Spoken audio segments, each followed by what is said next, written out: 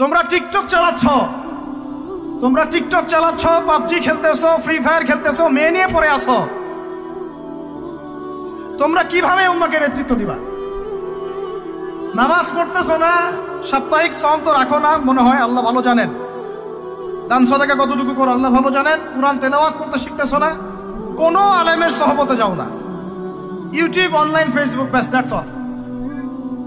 YouTube, online, Facebook হচ্ছে একটা ফিতনার জগৎ। আপনি বলতে পারেন যে আমার লেকচারও তো যায়, অনেক বড় বড় আলেমদের লেকচারও যায়, সব মেনে নিয়েই বলছে এটা ফিতনার জগৎ। সব মেনে নিলাম, আপনার কথা মেনে নিয়েই বলতেছে ফিতনার জগৎ।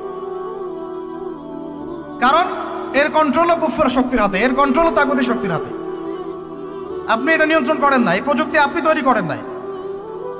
আমরা আলাদা করে কোনো মুসলিম কমিউনিটি, সোসাইটিও বিল্ড আপ করতে পারিনি অনলাইনে, পেরেছি? আমাদের কোনো স্বতন্ত্র সামাজিক যোগাযোগ মাধ্যম আছে বলেন? ওমর ইবনে খাত্তাবের মতো একজন স্বাধীন মানুষ দেন। হামজা রাদিয়াল্লাহু আনহু স্বাধীন কখন?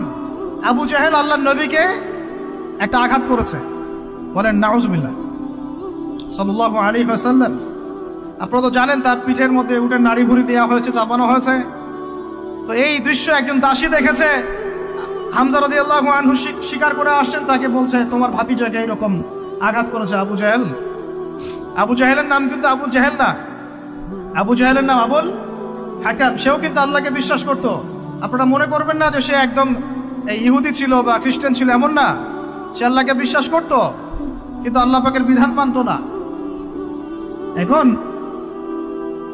হামজা রাদিয়াল্লাহু আনহু বলছেন ওয়া ফাআলা যালিক, সে কি সত্যিই কাজ করেছে? হ্যাঁ, সত্যিই কাজ করেছে। আচ্ছা চলো দেখাও আবু জাহেল কোথায় আছে।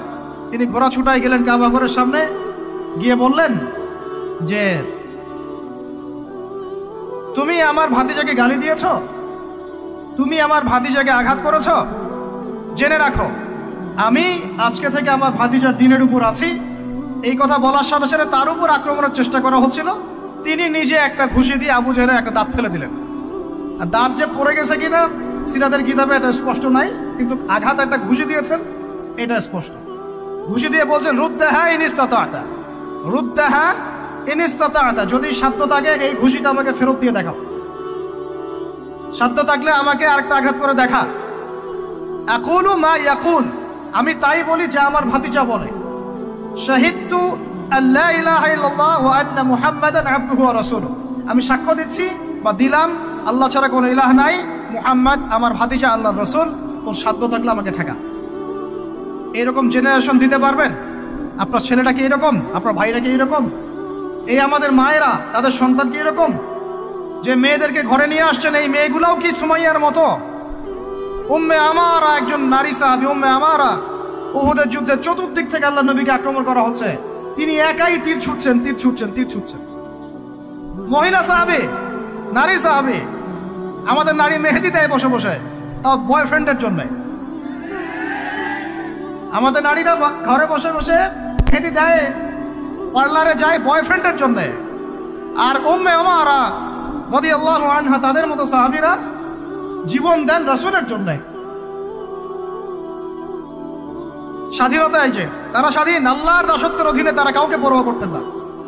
তখন উম্মাহ ছিল স্বাধীন। আর কি, আর কার কয়জনের কথা বলবো আপনাদেরকে? মুসআব বিন উমাইর, বিখ্যাত সাহাবী, তরুণ সাহাবী, দায়ী মানুষ, এত দামি পারফিউম ইউজ করতেন, এটা এখনকার লাখ টাকা কোটি টাকার দাম হবে।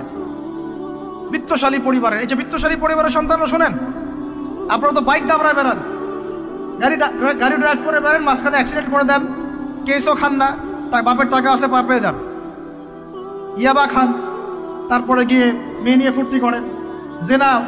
জেনা নিত্য নৈমিত্তিক ব্যাপার। একটা মেয়েকে পিছনে ওঠান, 7 দিন ঘোরেন, আবার চেঞ্জ করেন, 7 দিন পর আরেকটা নেন। মুসআব বিন উমাইরও ধনীর সন্তান ছিলেন, ধনীর দুলাল। যখন ইসলাম এসেছে, কুরআন এসেছে, শুনেছেন তিনি, ইসলাম কবুল করেছেন। মা সম্পত্তি থেকে বঞ্চিত করেছে, তাকে চাটাইয়ের মধ্যে জড়িয়ে নিচে আগুন দেওয়া হতো, ধোঁয়া দেওয়া হতো, আযাব দেওয়া হতো পারিবারিকভাবে। তিনি যখন নবীর কাছে আসলেন, নবী তাকে বললেন তুমি মদিনায় যাও। কোথায়? মদিনায় গিয়ে দাওয়াতি কাজ করো। মদিনায় দাওয়াতি কাজ করতে লাগলেন। তার একক দাওয়াতে মদিনার ৭৫টা পরিবার ইসলাম কবুল করেছে।